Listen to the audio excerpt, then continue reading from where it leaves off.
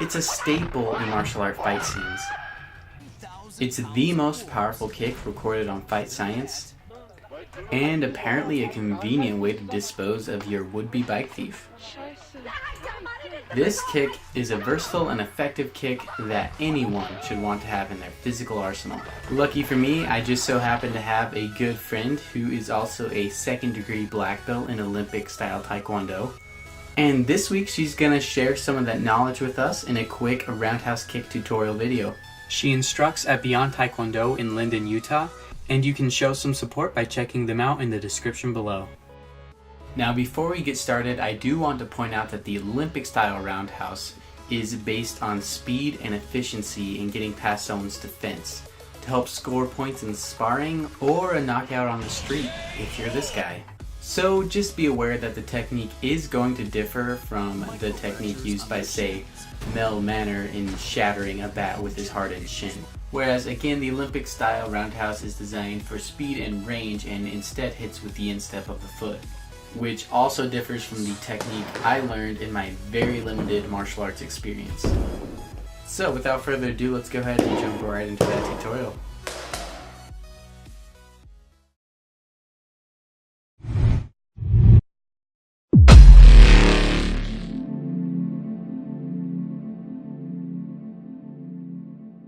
We focus a lot on the straightforward motion, so that first motion is always going to be a launch off here.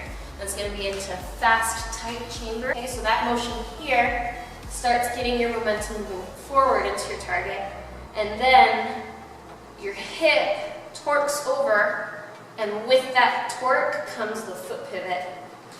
So that motion there. In fact, we do have people who train for a closer range roundhouse kick, where they'll use this straight up here and they'll torque it just from the chamber into the kick. The higher your knee comes, the higher your kick aims. Okay, again, you're pulling in that foot as close as you can to your body. Okay, the second step of your power is getting the pivot. You use both the rotation on the ball of your bottom foot as well as a pop in your hip in order to get your knee past your target. So if I have my center line here, my knee should cross that. Okay, so that tight chamber motion with the first launch and the pivot, shoot it in there. So in the interest of keeping this forward motion with that launch off and the tight tap, and then this pivot motion that includes the hip rotation to get the knee past the target, that gives you the base of a whip, right? So now the last part of that is to let that foot extend onto the target, okay? Now we want your time on the target to be as short as possible, so your traction should be just as fast as that initial launch, okay? That being said, you want your extension into the target to go at least 3 to 6 inches, okay? Your traction is simply from here to there, all right? So from that traction, you can control your set down, or then you can aim wide like this. Wide in sparring gets you kicked or knocked out, okay, because it's slow. Those would probably be my 5 steps. It's the launch chamber, the pivot, extend, retract, and controlled landing. Okay, perfect.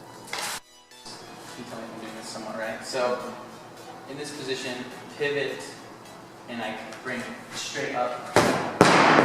Perfect. I would actually then Criticisms? use that launch off the back foot to propel your pivot.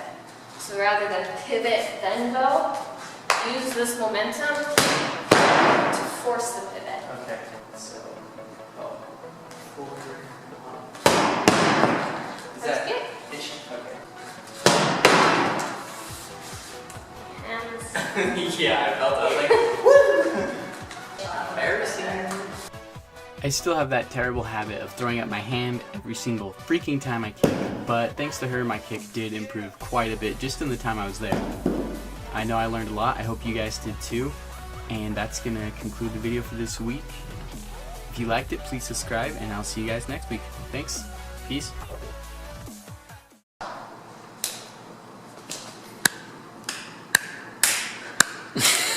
It's good.